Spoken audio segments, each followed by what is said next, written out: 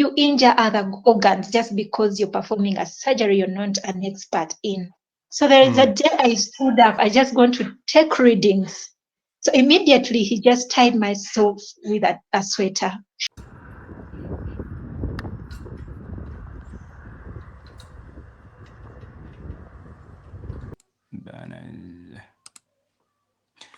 Hello everyone, and a warm welcome to today's live stream.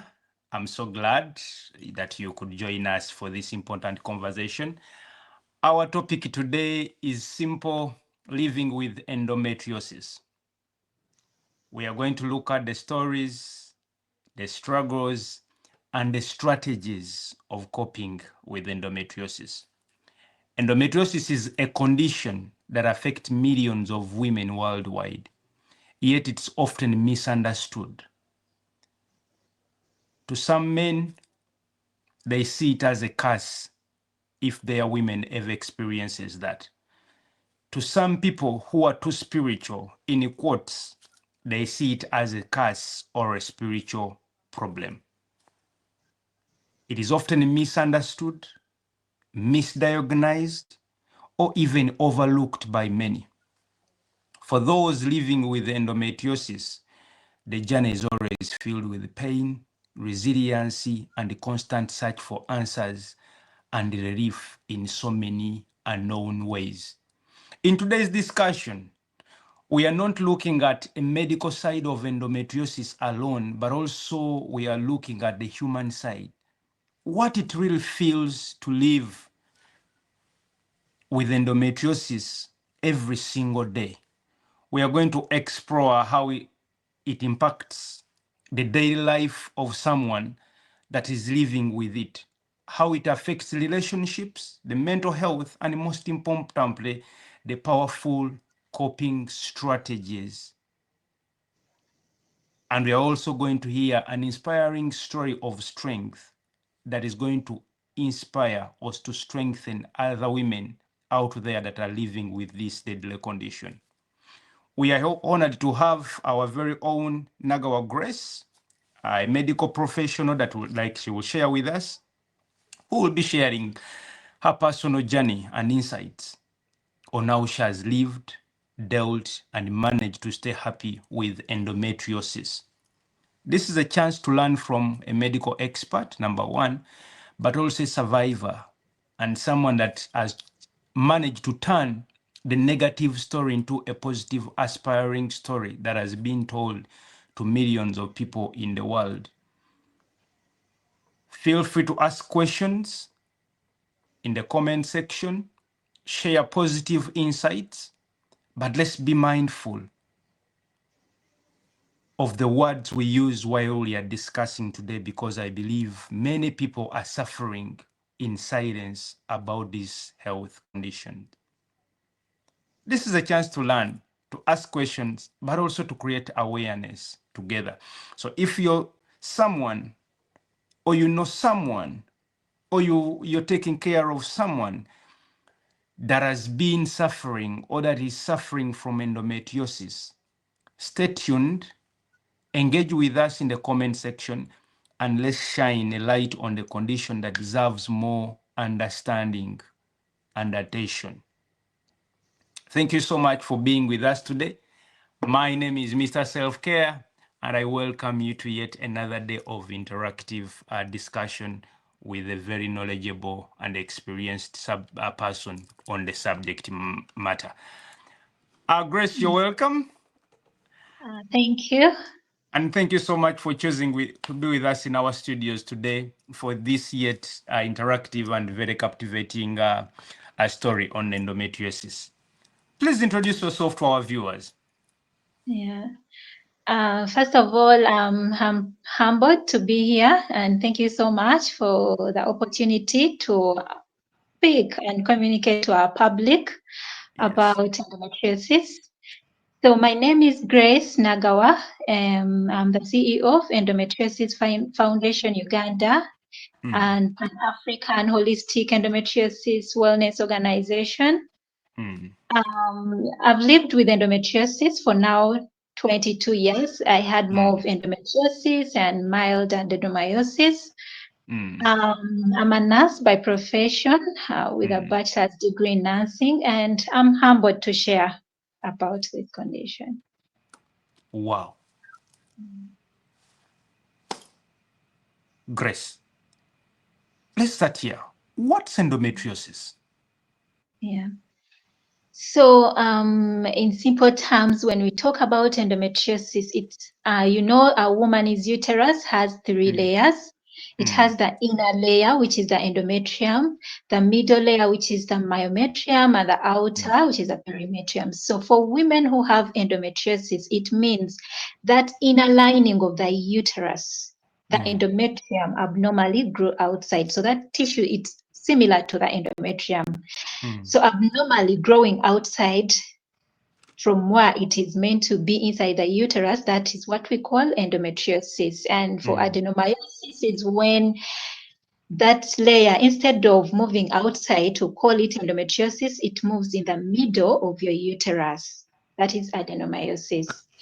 So endometriosis on its own, we say that this tissue has already made deposits outside the normal uterine cavity. So Mm. it can embed anywhere. These cells can embed anywhere. So we have people who have endometriosis when we look at the sides along the ovary. We have people who have endometriosis on their tubes, on the navel, on the umbilical cord. People who have endo on their lungs, there are cases that have been found on the brain, and some people bleed. I think there was a case they shared that this young girl used to have her periods, and usually the nose, eyes were really bleeding. So it's a condition whereby once this tissue has moved outside, it will start spreading. And the more you grow, the more you experience your periods, the more this tissue expands, enlarges, affecting and eating up most of your organs. Yeah. So Oh. endometriosis is in stages. You'll find that we have the minimal stage and the severe stage. So that is how you can grade it. And also we can also say it's stage 1, 2, 3, and 4, because for the sufferers, you really experience these stages. When we look at those young girls at the initial stage when this person has started their period, usually you're around stage 1. Those are the people who are born abnormally when their tissue is outside their uterus. So that is primary endometriosis. And when Mm. we look at secondary endometriosis, is when this person maybe before she didn't have those pains, she had her first baby, and then after surgery someone tells you, I started experiencing severe cramps, severe Mm. period pain after my baby, after surgery. So that is secondary endometriosis. That when we shall look at the causes, so there are people who didn't have it at the beginning Mm. as primary, and then it happens after. So, So Grace, so basically, you're telling us that endometriosis is when you started by telling us the three layers of the uterus. yeah, The inner layer is the one that is responsible for bleeding or for shedding of the tissue that we normally see in women during their menstrual cycle, right?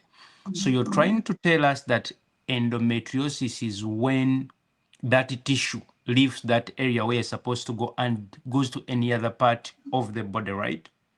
yes, And you say that sometime it can go as far as the brain is concerned. yeah, So someone is having menstruation in the brain. yes. Please proceed with the types. What is primary, what is secondary? Yeah. So like we've said, primarily these are the people that their first periods were so painful, and this person was born abnormally. She has that layer outside. Mm. So these are the people who will tell you if someone is trying to maybe it's fully confirmed she has endometriosis, they will Mm. have a history of during menarche, that first time they experienced their periods, it was so painful. So Mm. for those with secondary endometriosis, they would explain to you at the beginning, I was okay. I even Mm. had my first baby, everything was fine. But after surgery or after the first child or second child, I Mm. started experiencing heavy periods, painful cramps, and all Mm. that, the symptoms. So that Mm. is secondary endometriosis. So when we looked at the stages, you find that these young girls in school who will, there are girls that faint at school, then mm, maybe she can't go to school because of the severe pain. mm, And some of them lose conscious. Others, you find that she must receive a painkiller, injectables, because mm, of painful cramps. So that is an indicator, something that will try to, give you a hint that this person may have endometriosis. However, mm, with these young girls, we keep monitoring them because there is that pain that comes in just because of that irregularity of the hormones. At times, someone may have this pain. To some people, they call it normal pain. So it all happens during menses, maybe the first day, and then as this person keeps on growing, it disappears. There are people who say, but I have it initially, but then after mm, some time it disappeared. Or when I had a child, I mm, didn't experience this pain anymore. That mm, is not endometriosis. mm. For this condition, it's not like when you conceive, it will disappear. No. So usually there are those cramps that, come in, and then just because of the issue of the hormones, and then someone outgrows it. Um, Yeah. uh, Grace, let's get this clear. You're saying if someone has been diagnosed with endometriosis, Mm. even when they give birth, this condition is going to persist. Yes. Okay. Because we've actually this discussion comes at a time where one of my friends has that very condition, and so many people are telling her she's young. So many people are telling her you give birth because it's what is going to stop it. And you're here to confirm that giving birth does not stop this. Uh, Grace, Mhm. what motivated you to come here and share your story about endometriosis? I know we are going to have another session where we are going to talk about the medical part of endometriosis. What? Mm, tell us your story. Yeah. So, okay. So, how did we come to found Endo Uganda? I'll talk about that. And what motivated Yes. me to keep speaking out about this problem and sharing my story? It's Yes. because when I'm communicating, I believe I'm talking to the public. And when I'm speaking to sisters and brothers out there, to Mm, parents, Um, I went through a lot in life. I lived a life of pain just mm, because I didn't know what I was suffering from. mm, That not even medics, gynecologists could diagnose my problem. mm, And this prompted me to just move into for my nursing. You know, mm, I mm, just opted to go for nursing, thinking that maybe I would get to know what I'm suffering from, which mm, wasn't the case. And by the time I mm, was detected, it was already stage 4. I mm, went through a lot. Like when I tried to go through my story as a young girl, I had my period at the age of 14. mm, And parents tell their children, like what you've said, when you grow up, time will come and you experience your periods. That is mm, normal. But remember, once you have your menses, at times make sure some parents tell their children that, like in Africa, that is something non people, like many people shouldn't know you're not in periods. mm, We have that saying. People shouldn't know you're not in your periods. You don't have to tell people, I'm bleeding. mm, So this keeps this girl like she's going through pain and she can't tell people because it's something that we have to keep to ourselves. mm, And at times, of course, a parent will prepare a girl that, once maybe you engage into sexual intercourse and all that, you immediately conceive.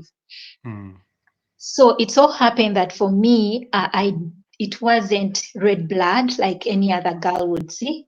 So mm, it was dark clothes, black.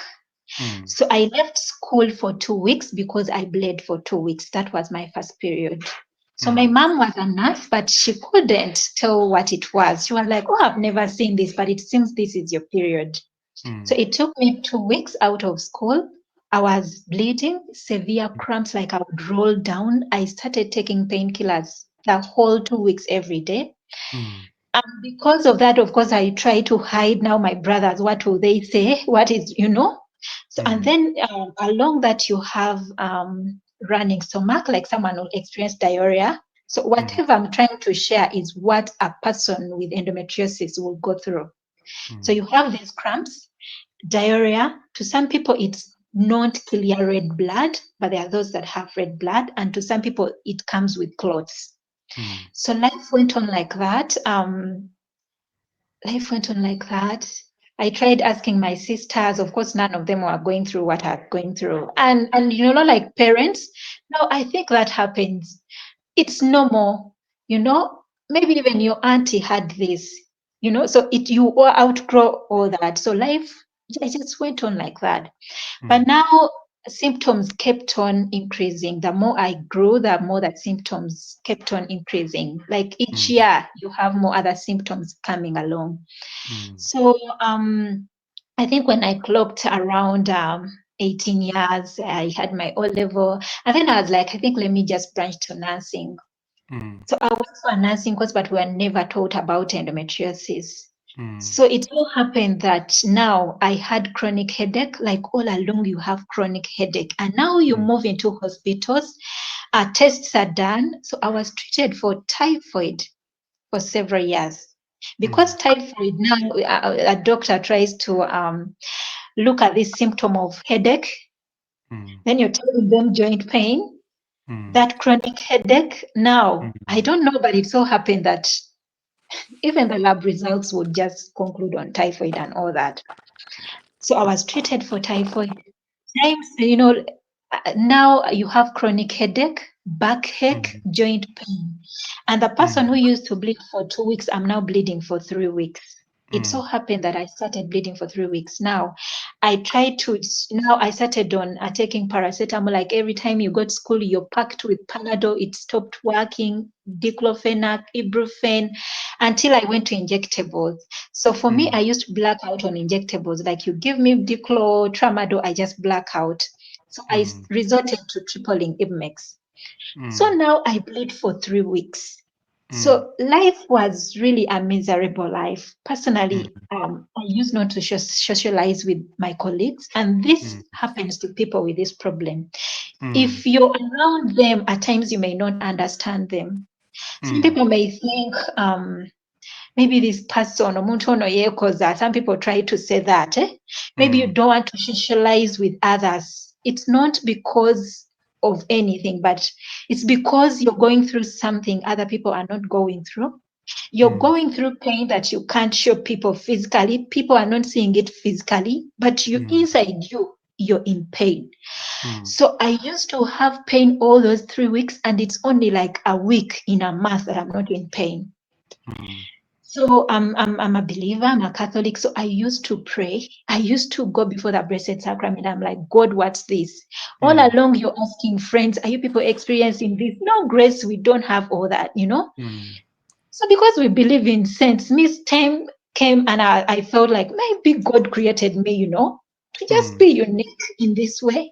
And I Mm. just have to keep trusting God until maybe one day I get to know exactly what this is. Mm. So now I start seeing gynecologists. Now Mm. I'm being treated for UTI and then PID. I think I had that diagnosis for over 6 years. As usual. Yeah. Mm. So I left the training school. I started working. The symptoms kept on increasing. Now the scan started seeing cysts. So it's now Mm. moving to stage 3. Like they Mm. started seeing cysts on part of my ovary, one of the ovary, and they were telling me these are physiological cysts, Grace, you shrink.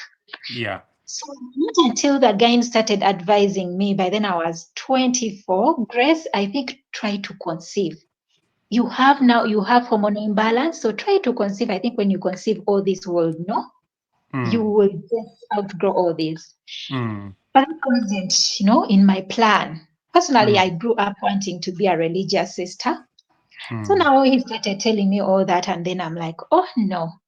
So I went back to upgrade, these things of nursing, like you keep upgrading. So by the time I went back to upgrade, now the symptoms were too severe Mm. that now 4 years before that, used to have daily pain.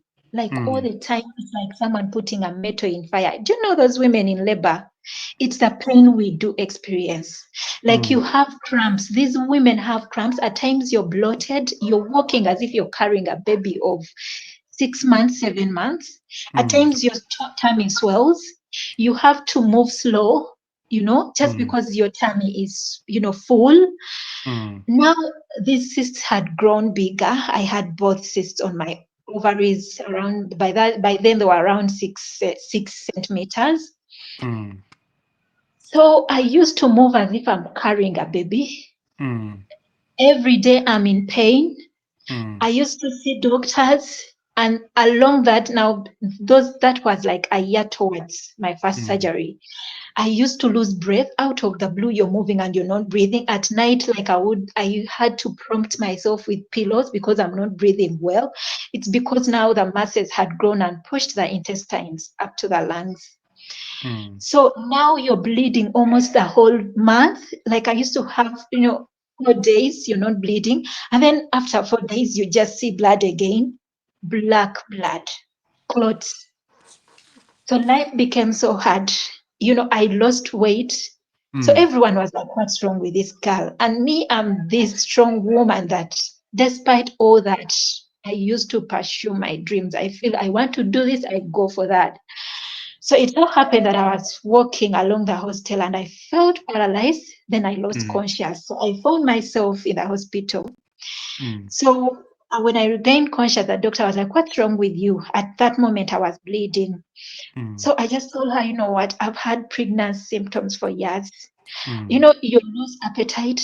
You at times you're craving, you have no appetite, you have headache, dizziness. So I started, and you feel the movements. It's like, those people, that's why some people in Uganda say, well, chigalanga, those things. This isn't chigalang. That's why people are taking habo and habo for all that. Because I took habo, I think, since 18 years, and it could never help. Changing from this type to the other. So I was bleeding. And then what she was told my colleagues, it was like, I think your colleague is trying to abort. Just take her, do a pregnancy test. I'm sure you students, we know you. She's trying to abort. I just told my colleagues, help me, let's go for the scan. So we moved down to the scan and they found I had two huge masses of over 9 to 10 centimeters and one of them had burst. That's why I was bleeding. So we just brought back the result to her, and that's when she said, oh, I'm sorry. Then she went ahead to examine me and then called in a gyne. So I was scheduled the following day for surgery. I was sat with a gyne and also explaining to me, Grace, these are cysts. Cysts. Surgery will be done and you'll get better.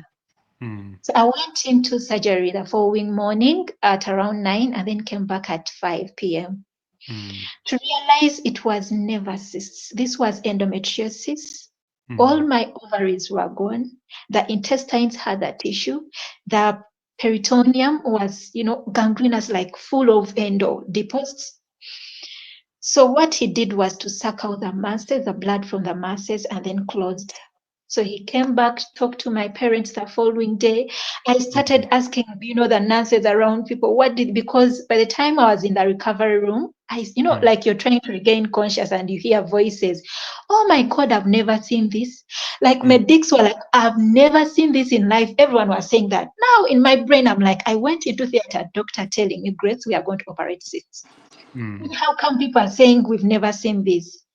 So personally, I react on injectables. So because it so happened, I think they gave me pethidine and I still reacted badly.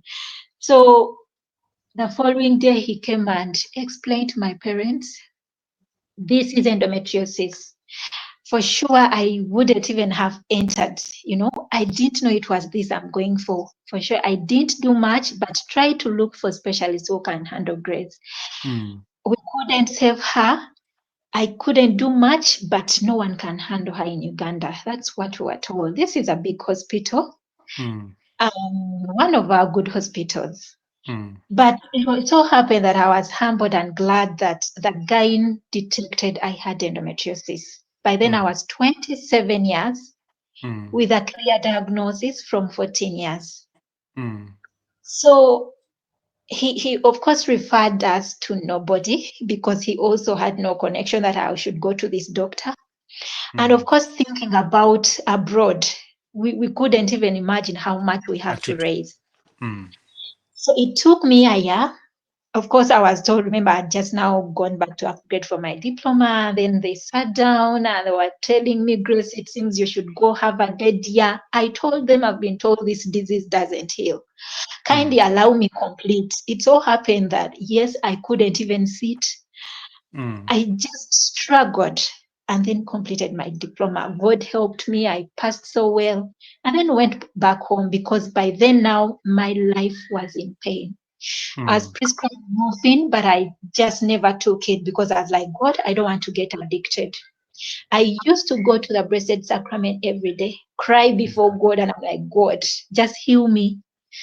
So just know every day you're in pain. And that was almost a year when by then, about 2018. So I went back home.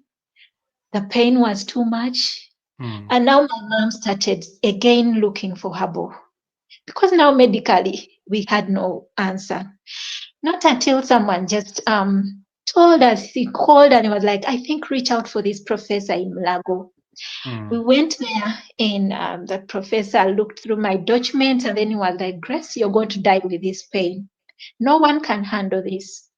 We know this condition and according to your stage, it's already the final stage. So we have no solution. You're going to die with this pain. Just keep taking morphine.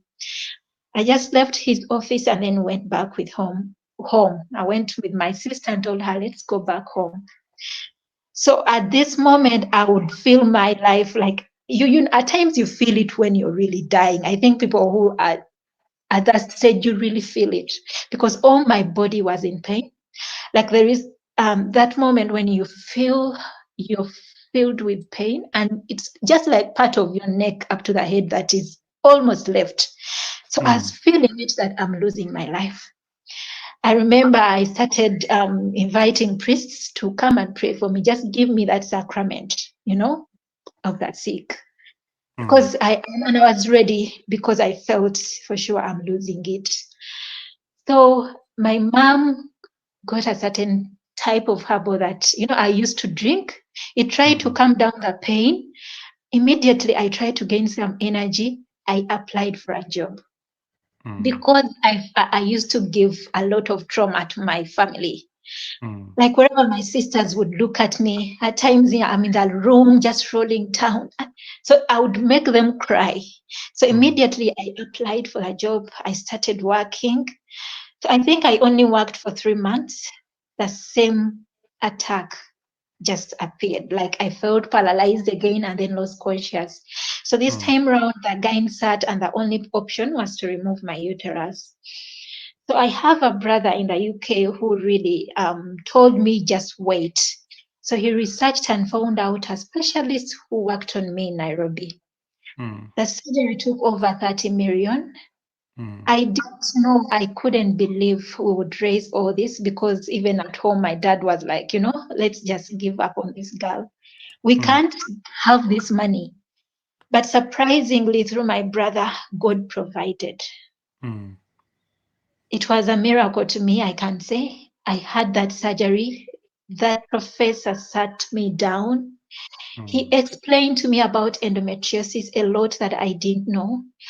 He explained to me about diet, lifestyle, and all that. He told me we performed this surgery, but Grace, your ovaries were badly affected.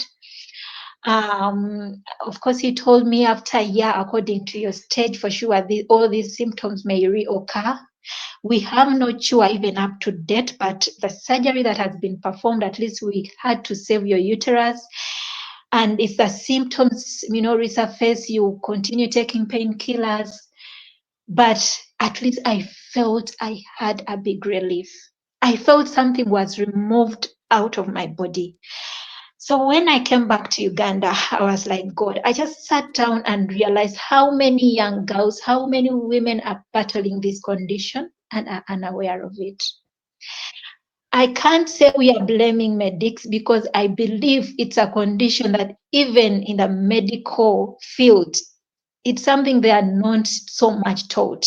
you know. mm, I look back at how many girls that would come to hospitals and we just give them painkillers because of period pains and someone goes back home. So, and then this condition is just growing. And remember, once it gets to stage 3, this person, her fertility is now affected. mm, So that is how we came up with Endometriosis Foundation Uganda in support for women battling endometriosis, adenomyosis, to support these sisters, link them to medical professionals that can really try to handle this condition. We can live with this disease with diet, lifestyle, exercise, and all that. We can live a better life. It's always a struggle battling a chronic disease alone. It's something that will mentally put you down. A lot of stigma around this condition. You realize that even marriage is really mm, hard to maintain if people are not aware of this problem.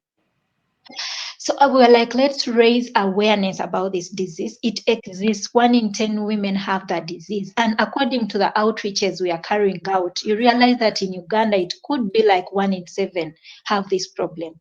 We are mm, over 300 ladies on the support group, and we are still receiving many calling for support. We can live with this condition because once you join the support group, you get to know you're not alone. That's one. It took me years, like you're now told you have endometriosis, but I didn't know anyone in Uganda with this problem. Not until I was connected to the support group in Kenya, I got to connect with people that have that problem. And then mm, I gained more energy. And along the way, still now, the doctors, after seeing that now Grace is really alive, people started referring ladies to me to support them. This alone, like once you connect with people with the same condition, it's something that gives us more insight, it gives us more energy to keep pushing. You get connected to people who have, spent 6 years without having children, and out of the blue, God provides. There are people we just talk to, counsel, and maybe in a few months, someone conceived just because she was depressed, and affecting the hormones, affecting, the way she would really conceive. So we work together, we walk this journey together. We support women battling this problem. I can't say I'm completely cured because, yeah, mm, there are moments when I experience that pain, but it so happens that at times, if I don't work on maybe my lifestyle and all that, there are things that trigger this pain. If someone is stressed, estrogen is triggered, and then this person will experience pain. So we do avoid stress as much as possible. As a support group, we come together, support these ladies. At times, many of them, even the family, don't understand these people. mm, What's wrong with this person? There are girls that call in and then she tells you, my dad told me I was trying to abort. You know, mm, some parents think these kids are aborting just because someone has heavy bleeding. At times, someone bleeds heavily that you will see clots coming out. There are girls who will tell you, maybe I was just moving along the way, I started bleeding, because at times we bleed out of the blue. People with this condition have irregular periods. Like at times you don't expect them and they just happen out of the blue. So at times you just see yourself bleeding because at times it's heavy, like someone opening a tap. So it just flows. So I'm just speaking to the public. There are moments you look at a girl, someone bleeding in public, and you're like, look at this one. There are people who have this condition and it just happens instantly. In the days you don't even expect it. If you see a woman who is not, conceiving, to people out there, some people have this word, omuntu ono mugumba. It's something that doesn't sound good. Someone has battled endometriosis because now it's almost one of the leading conditions to infertility. She has battled pain all along. And there are moments when she's getting better. Someone moves into marriage, and even the family, the relatives, they may say to the husband, can't understand this. And they're like, no, how can you get somebody who. So if you're patient with this person, we have a number of women on that group that have had children. Just give them time.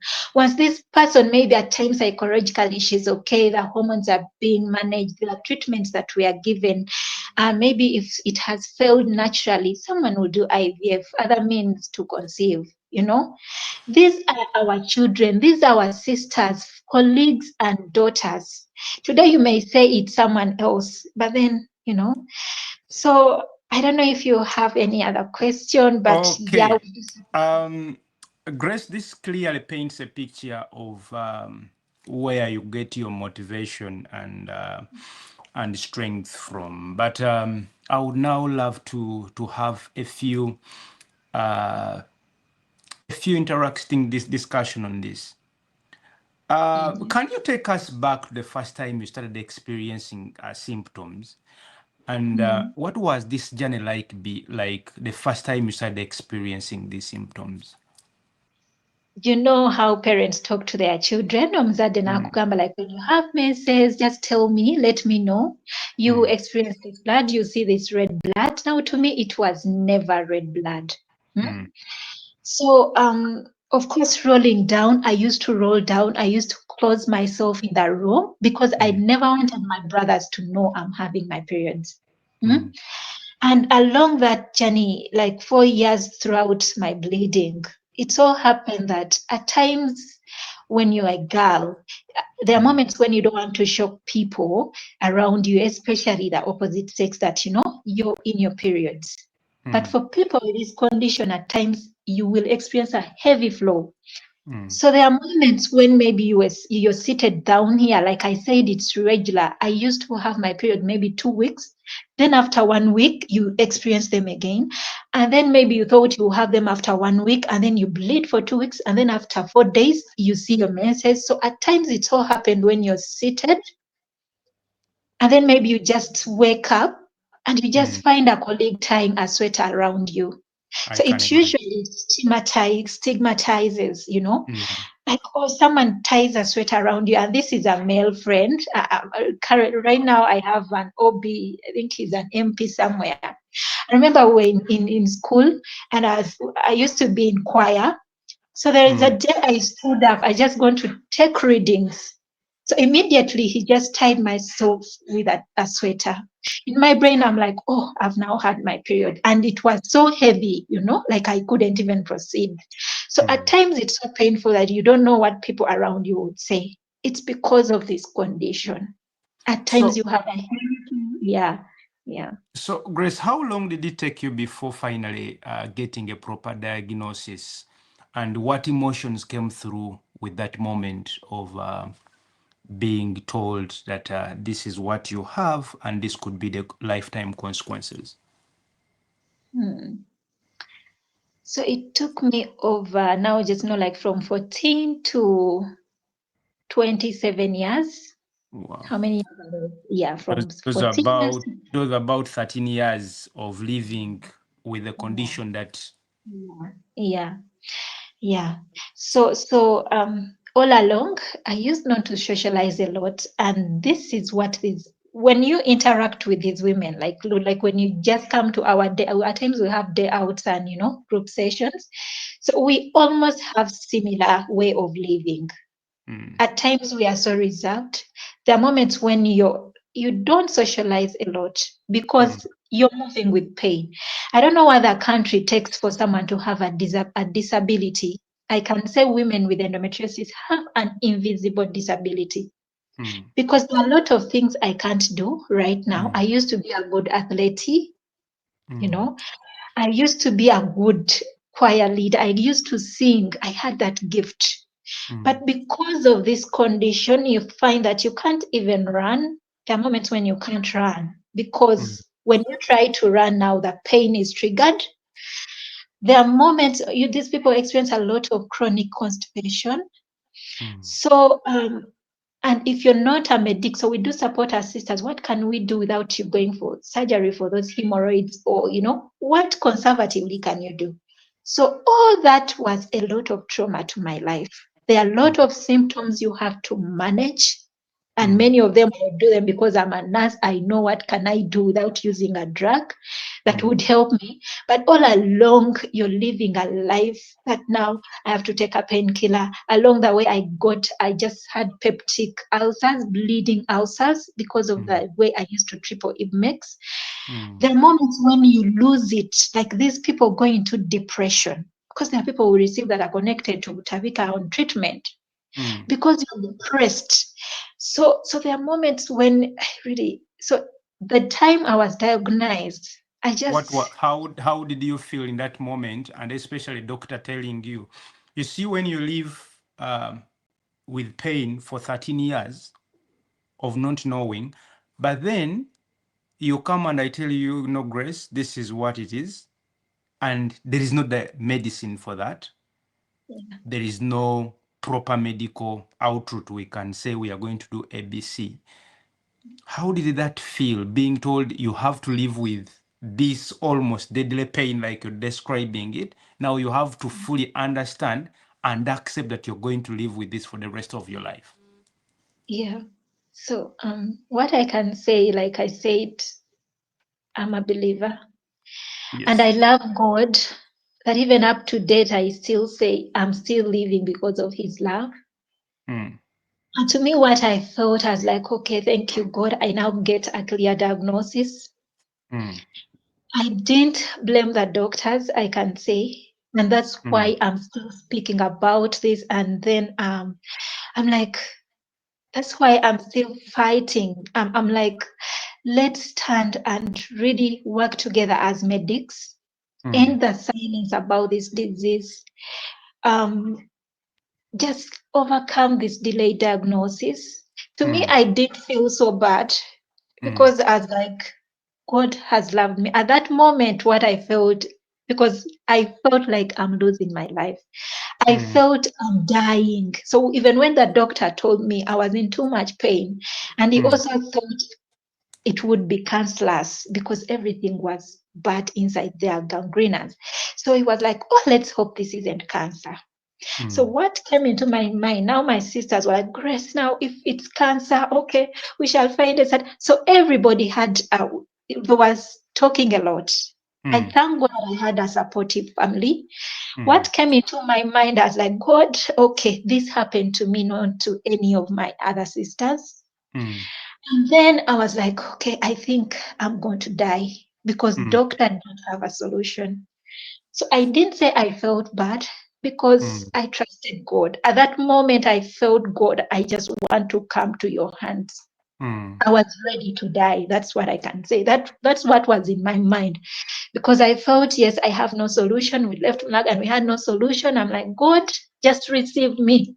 That was my prayer. And that's what I felt. I can't say I felt bad because now, yeah. But after having a good surgery, Mm. what came to my mind was like, God, let me be a shoulder to lean on for Mm. these women battling this disease. I'm getting better 7 years down the road. I'm not on any painkiller. I'm ready to join with these women. So to me, I feel this is only what I can do to support fellow sisters. We can live with this problem. And also to the medics, let's identify these people early. If you can't handle, refer. Because if you go ahead to perform this surgery and you're not experienced, many of our girls have perforation, you know. You injure other organs just because you're performing a surgery you're not an expert in. You know, Oh. we pray, yeah, that our Mm. medics can still engage in this. We love to see our country, you know, like we have more medics, more guys that can handle this disease. We as endo warriors are ready to support each other, and how we wish, you know, we will still have a problem of infertility, you know. Mm. Personally, I got married and now 4 years down the road, I have no child. Yes, I'm strong because I was ready for anything that will come along my way. And this is that strength that we give our sisters, you know. Oh, okay, Grace, before we go into that, Mhm. what was the biggest misconception that you personally had before your diagnosis? First of all, had you heard about endometriosis before you were given that diagnosis? No, So it, I didn't. okay. And even So, after getting to know about endometriosis, mm. we didn't even know what it means. You know, my mom is a nurse, my sister, none of us had ever heard about it. Yes, I was a student by then. And Mm. then having worked with, you know, those staffs like trying to ask fellow staffs, you know what, Grace, this is a condition we've also never heard about. So even mm, my fellow friends, the nurses, were telling Grace, we've never had this disease, you know? mm. Yeah, yeah. Okay, Grace, you coping with this condition every day, and you've said you're greatly improving due to so many interventions. But living with chronic pain can be draining and disturbing to you, but Yeah. also to the people around you now that you're even married. What strategies has helped you to go through in those difficult days of pain and Yeah. constant bleeding? Yeah. So one is joining a support group, I should Mm, say, and to any woman out there, if you're going through this problem, mm, joining a support group is something that will really improve your life. mm, Because here we socialize as sisters with this problem. We are happy as sisters. Like you get to know, oh, she had no child for 5 years, but then maybe when she clocked 10, she conceived. Maybe when she clocked 7. There are people who have IVF and maybe someone has first trial, it fails, second, I don't know, the third, she mm, conceives. So all that gives us hope. Many join without even having ever heard about diet and lifestyle. You learn all this from the support group. We train you on how to manage these mm, other symptoms conservatively. If you have constipation, what can you do without taking medicine? You know, mm, if you're having a backache, we have that chronic. What can you do? Which exercise? So this alone will help you joining a support group. And then for myself, I can say accepting that you have a chronic disease is also another thing.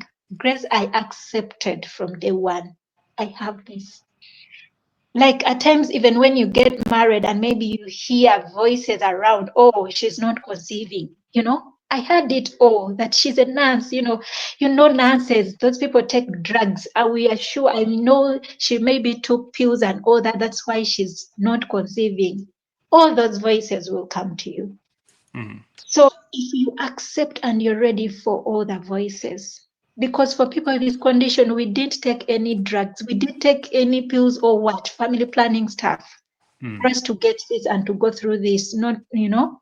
So and when we speak out, is if you meet this person or if you're married and have such a, a woman, mm, to the relatives out there, this person didn't do anything. It's a mm, problem that she was born with that, I should say that abnormality, you know. So me, I accepted, and it's what we support our sisters.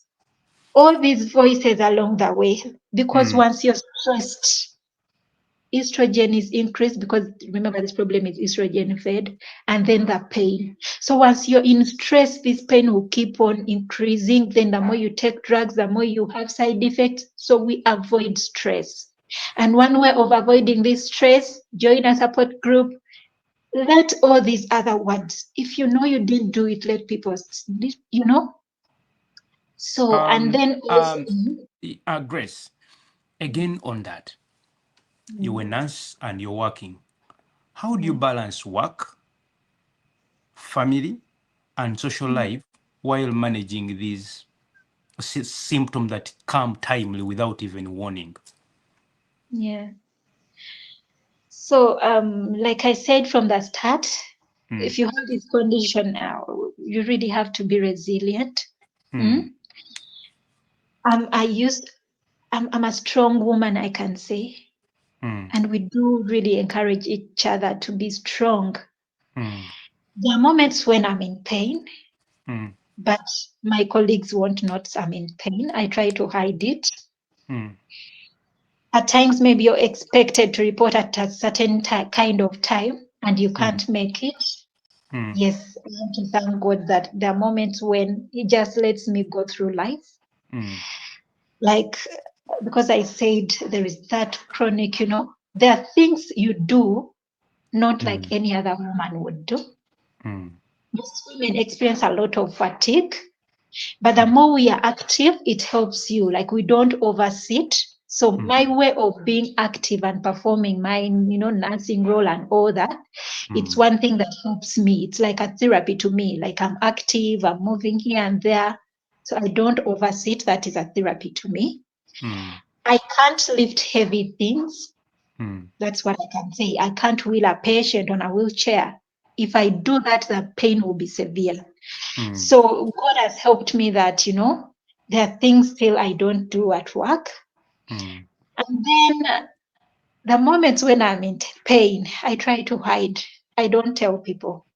mm, And maybe if it happens that I'm in my period now, I usually experience my pain, severe pain, that first 2, 3 days.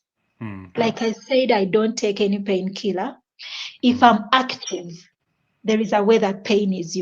You try to don't even feel it. To At times you distract feel it. dizzy, you're distracted, you feel dizzy, and the head is heavy, but I'm used to that. I know Mm, after 3 days it will clear.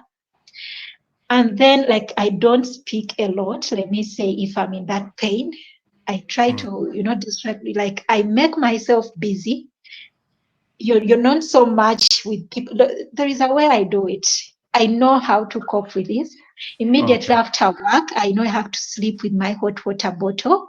Mm, It heals this pain without me taking the, painkiller and avoiding stress. I try to avoid stress as much as possible. If uh, I feel something would give me stress, I don't know. I try to avoid it. Grace, in a minute or in a summary form, have you found any lifestyle changes like diet, exercise, or routine that you feel really make a big difference in your well-being? Because now we are discussing on behalf of a viewer somewhere that is going through the same thing, but maybe they have not yet gotten the support that you've gotten. Do you have that when thing you say, oh, when I do this, when I take this food, when I take this warm water, when I take this something, have you really come up with like found something that you feel really helps when in those moments? Mhm. For all the viewers out there, either you're going through this condition, Mm, yes, we see joining a support group is something that will help you because we keep making fall up on you. It's not that when I tell you use this and use that, that's it. We make fall up on you mm, because when we go off a lot of things, that are nutritious to our body, and along the way we are deprived of some nutrients. So along mm, the way you may need a supplement. So just because you had us say don't eat this, you stop eating it, you're not taking milk, and then along the way you lose calcium. So what do? So joining a mm, support group will make follow up on you and guide you on whatever that comes along the way. So we go off a lot of foods. Maybe what I can brief about what we go off is that things are dairy, mm, sugar, that is milk products, mm, mm, then sugar. Like mm, milk causes inflammation and then the pain, mm, bloating. And then sugar triggers this pain a lot. mm. So we do avoid sugar, we do avoid milk. Okay.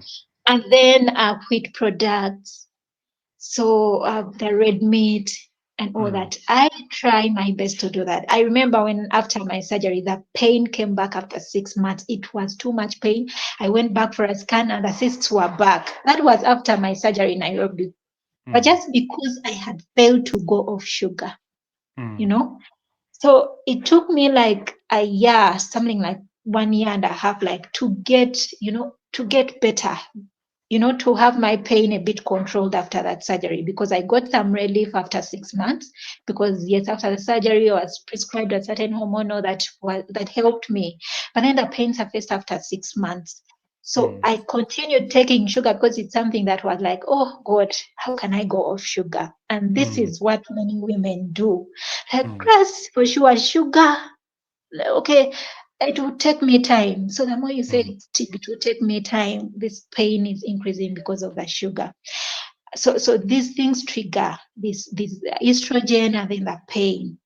So I try. There are things I'm like, now I have to. I went off sugar, I went off dairy. So I can't say I'm perfect on everything, but these are the key. Then wheat mm, products we try to avoid. And you see that the more I take it, my pain at times comes because I misbehave on diet and the lifestyle. So exercise, like I said, the nature of my job involves, the nursing, moving, you're active, you're not seated in one place. We are not meant to sit in one place. For women with this condition and you're out there, if your job involves overseating, it's one thing that triggers the pain. So you keep active, maybe if you're sitting after 1 hour or two, stand up, ambulate a bit, and then, so I'm active.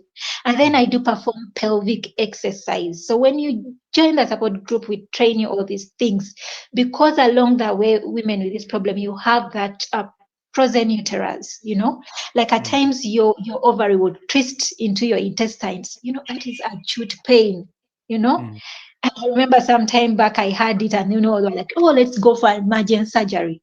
So at times we do have that, like your ovary out of the blue will twist and, just because you have a tissue out there, it may embed onto that tissue. That is sharp pain. So this pelvic exercise will help these organs to, relieve and then give way, So it helps to improve digestion. It will help you with that chronic constipation, having the soft diet. We have fruits that we take, apples, watermelon, yellow banana, and there are fruits that we avoid, those that are too sugary. So those exercise, avoiding stress, all that I can see. Yeah. Okay. When we fall sick, we all have to be understood. Grace, how do you feel, talking about your personal experience, that sometimes you're experiencing a lot of things, but then people around you cannot understand you? How is that? So yeah, that really pains. It pains, and there are moments when you sit back and just cry over that. But I can say, how do I cope with that? It used to give me a lot of pain, inner pain, that at times people don't understand you. One thing, like I said, I have a supportive family. They came to understand what I go through. Because I remember even my sisters, my brothers were like, "Ne, umwana no ye koza, eh?" But that day I went with my brother and sister in Nairobi. Remember, my surgery was performed on the screen and they were watching. So my brother just went back and told them we didn't know this girl was going through this, So they know what I go through and they are now strong advocates. But for other people, whoever attends, people still may not understand you. Like I said, we have a lot of journeys in life. You get married and people don't understand why this person is not conceiving. You get married and people are like, so there are things I feel you can't change. The Grace, only, yeah, Grace, again, what has been the role of mental health in this journey? yeah. So mental health, like I said, at times you're psychologically drained. But we receive girls because at times when we talk about this, it's something that we do communicate to even the counselors, our heads in mental health and all that, So there are moments when you're trying to counsel or talk to this person with endometriosis. But remember, she has a chronic disease and there are symptoms that she's trying to tell you, and then maybe you're telling her, you will get better. It's one thing to tell someone you will get better and they are not getting better. That's why at times we receive girls and then I remember sometime back my brother had to pay someone he believed was good at mental health and all that, at the high skilled counselor, but he couldn't sort my issue. And we receive such girls, like someone comes to you, they have moved through a lot of counselors and all that, but at times you can't put her down. You can't just calm down what she's going through. So mental health, what I can say is, like nurses, we are really taught about all these things. You can counsel someone and all that. So the role of a support group in mental health, there are things it can only bring out of, somebody without even one needing a lot to get better. When we join as women with this disease, you get to hear a story that is even better than what you're sharing. Hmm? I remember recently we had one of our colleagues, but she passed on. She had cancer. Like Endo is rarely cancerous, but at least we had our sister who had it. So she shared her story, and everyone was like, "Oh wow!" So we moved together, and we're like, we have to put God first, you know, in everything we do. I do all this, I try to manage, but if God is not on my side, I can't say that, I would get to where I am. So with mental health, in a support group, like you get to connect with colleagues, like, okay, this person, we have colleagues that, their spouses have been able to stand with them, it stigmatizes, in most cases, it causes a lot of stigma. If many of, I think that the challenges we have are issues of, marriage. Most of these girls will tell you, you know what, Grace, let me just let go. Let me, just because this person at times may not understand you. And there are moments when maybe you feel, no, maybe what will happen? We also at times, like maybe I've taken some time, I'm not conceiving, what is he saying? What are the, all, everything around that. So when we are together, we do support each other. We know that, okay, me, I'm strong. If she made it, if she had a child, we have testimonies each year. I can speak about that, like on our support. Uh, Grace, you've talked about children, and that brings me back to the next question on support and relationships. Mm. How was endometriosis? How did it affect your relationships now that you're married? I want to ask an intimate question. Did the husband know you had this before? Did you explain to him? Did he find out himself? And how was it? How has this affected your relationships with in that line? Yes, so maybe what I can say about that, like I grew up, to some of us, like now for me, I wasn't like interested in the opposite sex growing up because I grew up in pain. And then it so happened along the way, there are moments, yes, when you look, like men would approach you. But it so happened that when I got a clear diagnosis, and I remember the time was like, Grace, you must try to conceive. After that surgery, they told me, we are giving you 1 year, try to conceive. If 1 year elapses, Grace, it may be hard for you. It so happened that at that along that, I didn't have anyone. I was 27, but I didn't have a boyfriend. And then when I clocked 28, that's when I had that surgery, the last surgery. So they gave me a year. And when I came back, I remember my friend, my sister had, everybody had prepared someone, but I was like, no, I would just have Yes. someone when I'm ready. So I think there were 4 men who came along the way. And whoever I would tell I have endometriosis, I made sure I explained to them what I'm going through. Of course, they used to get back, they all left. So the one that stayed, of course, he's accepted. I'll join with you. I'll support you. So we got married in church. Wow. Now, 4 years, we didn't have a child. So I can't say life was so good, you know. Like I've said, it's usually challenging.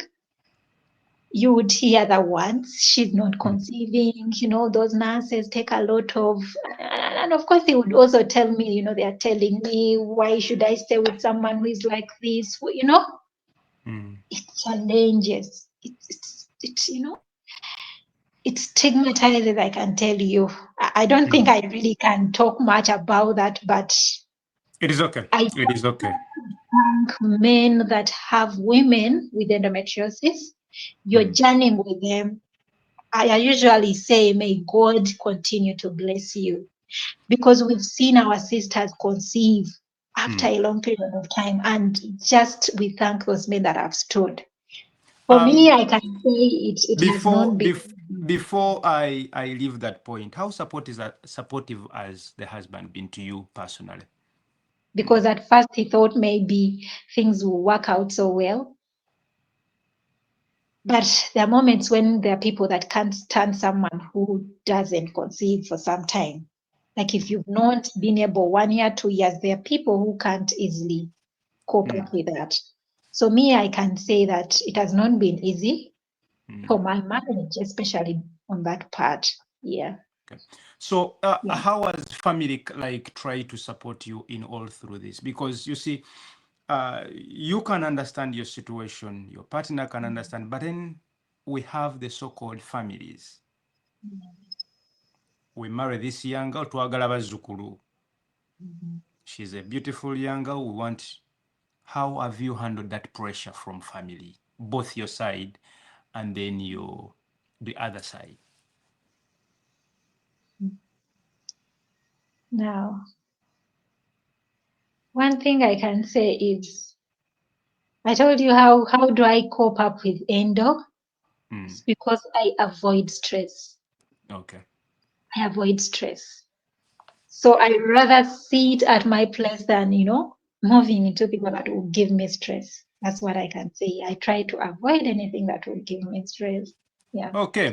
So let's discuss empowerment and advice as we conclude. What would you say to someone who suspects they may have endometriosis, but they have not yet received a diagnosis, either because they have not met the right people Mm. or they are still scared to go to hospital?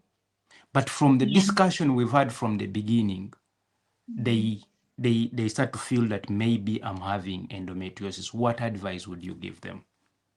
Yeah. So the advice I can give you, because if you've heard about these symptoms and maybe you've moved to hospitals and no one can diagnose you have endometriosis, you can reach out to us, Endometriosis Foundation Uganda. Mm, When you try to Google our socials, Twitter, Instagram, Facebook, mm, Endometriosis Foundation Uganda. I mm. can also share my contact. I think you can share it if it's okay. Yes, please. Yes, please. You reach out to us so that we Mm, can link you to why, because we have transvaginal scans that are now done to mm, help you detect endometriosis. These are scans that are done by sonographers that are really trained in this, and we mm, can help you detect this. So once you're detected, you can join the support group. We shall join with you, support you, and prepare you in case of anything. Link you to the doctors we believe can do good work for you. It's not that whoever has this condition must go for surgery. Depends on the symptoms. If it's not severe, really diet, lifestyle, all these things can help someone and they move on. So not every time that one will need a surgery. So we link you to specialists that we believe can handle. So you mm. can reach out to Endo Uganda Okay. for Okay. Then lastly, if you could speak to a young self of you, if you could take years back in life, what advice would you give yourself living with this condition? If you could take back the clock to age 13, what advice, if you detected this at age 13, what advice would you give to your young self about living with endometriosis? I can say is I fought a battle Mm, that not any woman could fight.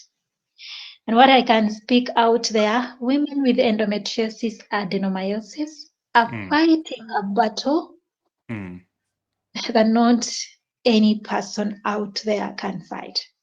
Because we fight a journey mm, that we don't know the end of this journey, but we have to push on happily together. That's the reason why I say at times we don't know the end. mm, No one knows the end of their journey, but for us it's tricky. mm, I didn't know I would get better at any moment. mm. because I got better after the surgery at 28 years, Mm. and I'm still getting better. Mm. But then when you look at the fertility journey, it's a journey on its own, which is still too expensive for us to pay for. What gives you the strength to continue moving and to continue being strong like you are today? Yeah. I can say it's the grace of God. The grace Mm. of God. Yeah. I trust God a lot, and I believe in His strength. Mm. Yeah. Yeah. Okay. Okay. So lastly, if our viewers are supposed to remember one word from this discussion today from you, which message Mm. do you want them to remember? Yeah. Maybe my message to the viewers out there. First of all, I want to thank you, Richard, and the Yeah. team Yeah. for inviting me to speak about this. Mm. And I'll continue to speak about this because I feel it's one thing I can do to end the silence about this problem. So Yes. to the viewers out there, I can say endometriosis is real. It's a painful disease. Mm. It's it's a gynecological condition that we believe, that we pray that one day our government should really recognize this problem, because Mm. it's a disease that compromises the whole quality of a woman. Mm. These people have an invisible disability. At times you look at them and you're like, there are ladies who are healthy, like she looks good and all that. Mm. But you don't know that the moment she gets mentally off, and she wakes up after 2 days. Mm. But when you find her out there, she's very okay. So this condition is real. To the youth out there, at times we speak and people say period pains are normal. They are not normal.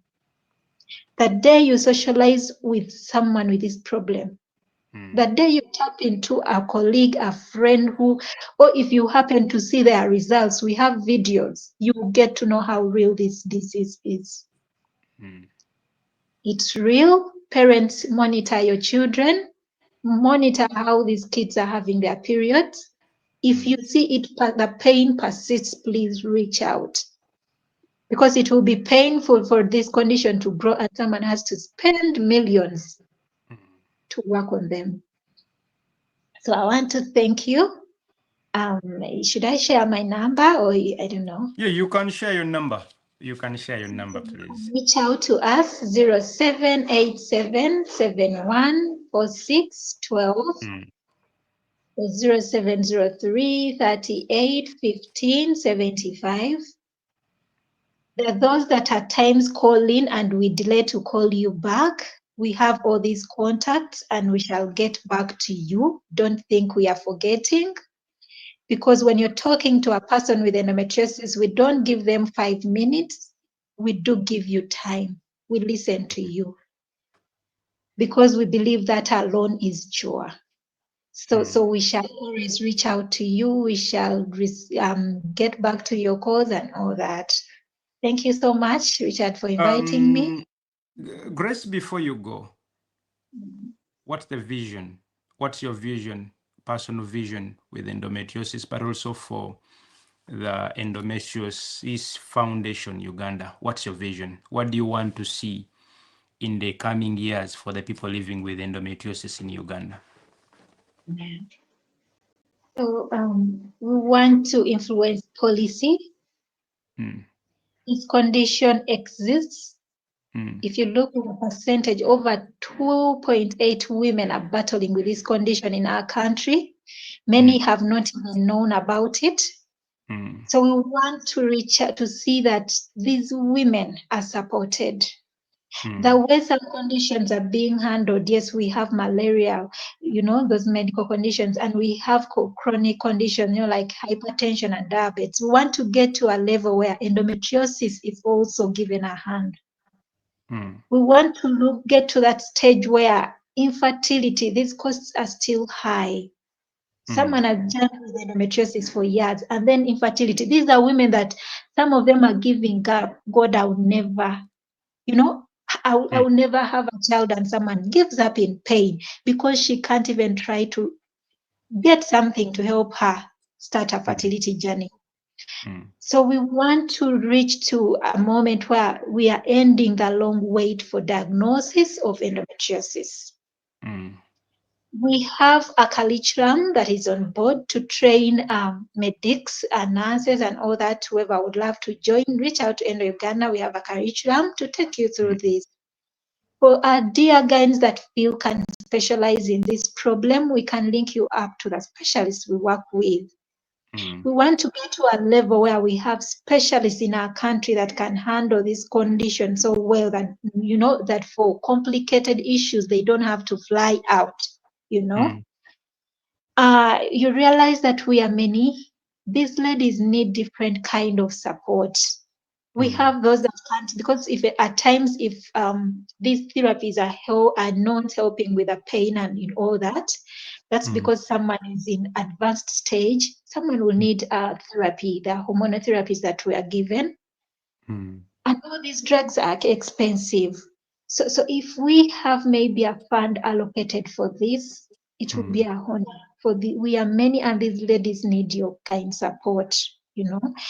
So we are also looking forward to having a home endometriosis wellness center to Mm. ensure these ladies have a family, have a home where they can come with physically still perform all these therapies, exercise, dieting. To those that have lost hope, come to the home. And we believe with God that will really be a honor having that home. So our vision is to see that no women with these problems suffer in silence. See that we all come together and, you know, support each other. We just need a hand of, you know, the government and all supporters out there. You can reach out to us. There are ladies that really need surgery, and you know, there are those we support when we receive any kind of support. Endo is a non-profit organization, but wherever we don't have any support, it is hard. But your support out there will save someone with this problem. All Grace, this. if you had 1 minute with Minister of Health or Minister of Health or the President of Uganda, what word of or what request would you put before these people on behalf people start suffering from endometriosis in Uganda? Maybe the word I can, okay, if I'm given a minute, to the Minister of Health, our dear President, I would still say endometriosis is real. This condition is not yet on the list of non-communicable diseases. We pray it's included on that list. Like some other conditions, chronic diseases that are given some support, some funds. These women are many, and most of these young girls have lived a life of pain, but it's our humble request as women battling this endometriosis. We request that this condition can be included on the list of non-communicable diseases. We request to have our gynes trained about on how to perform these surgeries so that at least the condition can fully be handled in our country. We as ladies are supporting each other with dietary, lifestyle, and all that, but we request for support from the government, at least fund to be allocated on these women. We are women battling an invisible disability and along the way battling infertility. So if we can have at least fund allocated to these ladies, we see our way, or maybe our referral hospital, how can we waive off or try to come down on the cost for infertility? We shall be humbled. We request that these women are recognized like any other disease. We are battling out there over 2.8 million women are battling endometriosis. And given an opportunity from the Ministry of Health, we are women that really request for your support. Mm. Thank you. Lastly, maybe I'll put this somewhere before this. What are the effects of endometriosis? Long-term effects. Yeah. So when you look at the long-term effects, the stigma itself, because at times, a lot is said. Let me say, if someone is married and they don't have a child, the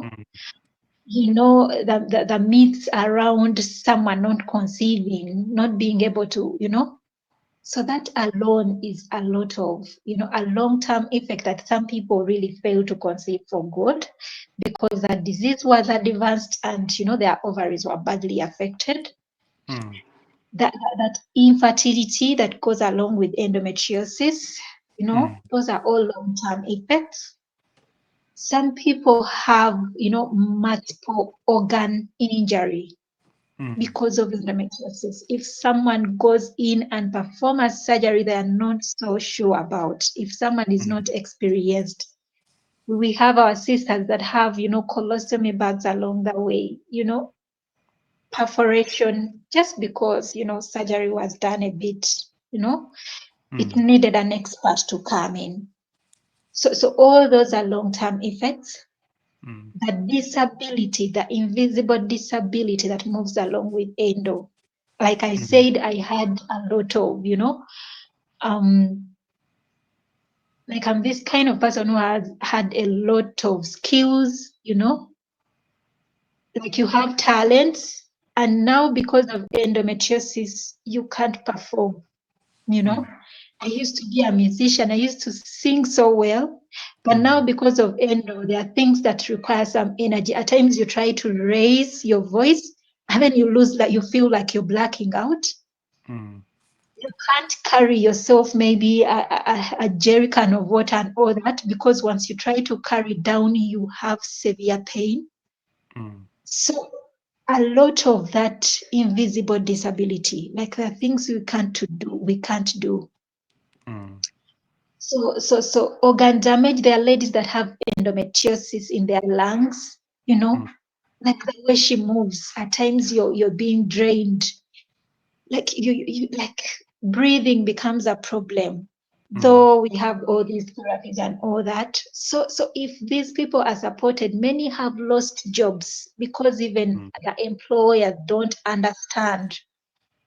So if the government, if this condition is put out there, having been like if it's taught in all medical schools, nursing institutions, even in in these primary schools and all that, let's see girls grow up and everyone growing up knowing about this condition. At least we shall overcome the delayed diagnosis and all that. So all those, if people are not aware of the problem, like this disease advances. That's what I can say. Thank you so much for this, and thank you so much for accepting to be here. We are so privileged to have you on our show today, and promise you this is going to be one of those very exciting discussions we've had this year.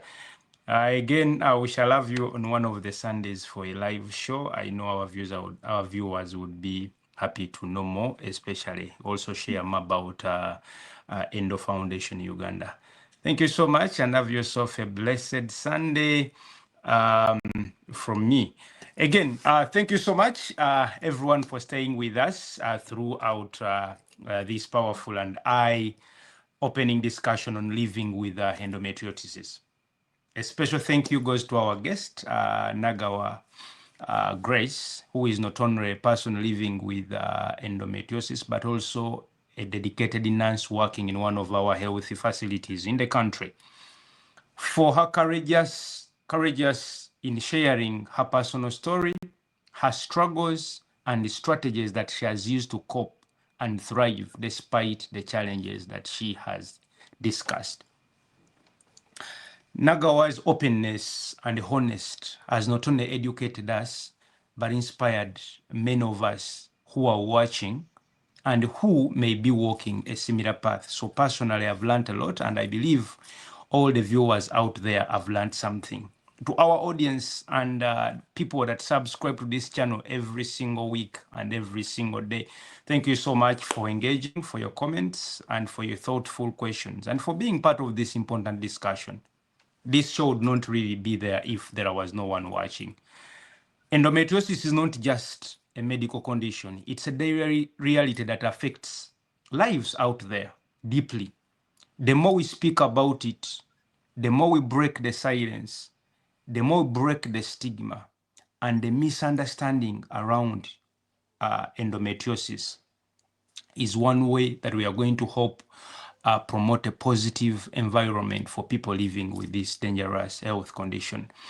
Let's carry this message forward to listen, to support, and to advocate for better awareness and care for those that are being affected by endometriosis. Remember, to everyone suffering with endometriosis, you're not alone. You're not alone. We are in this all together, and together we can build a strong and supportive society for all our young girls, our women, our mothers, our grandparents that are living with endometriosis. I am Mr. Selfcare on behalf of the production team, and I thank you once again for joining us today. Don't forget to like, share, and to subscribe, and you never miss these important discussions. Remember to always put a notification button to make sure you're notified of each and every presentation that we share around. Our conversations are always well researched, and we always give them depending on the demand of our population. Remember, one reason we come out every Sunday morning and every Wednesday at 1 p.m. is to empower society about different healthcare conditions, neglected healthcare diseases, and conditions like endometriosis. And also try to promote the voices of the silent people that are suffering in small rooms, in houses, because they fear to speak out. Let's create an environment where people can freely come out to speak about their condition. If you're out there and you're living with a health condition that you feel you need to share about, that you need to inform people about the disease, maybe your story could change the belief in someone. Maybe your story could break the stigma for someone. Maybe your story could hope to encourage another person that is living silently with the same health condition. The space is open. Just come through, write to us through consult Mr.Selfcare at gmail.com or write to chimboa80@gmail.com, and then we shall reach out to you and give us your story to support other people living with the same condition. Until next time, stay informed, stay supportive, and take care. My name is Mr. Selfcare. Have yourself a blessed day, and may God bless you in everything that you're going to do. Bye. Thank you. Mhm.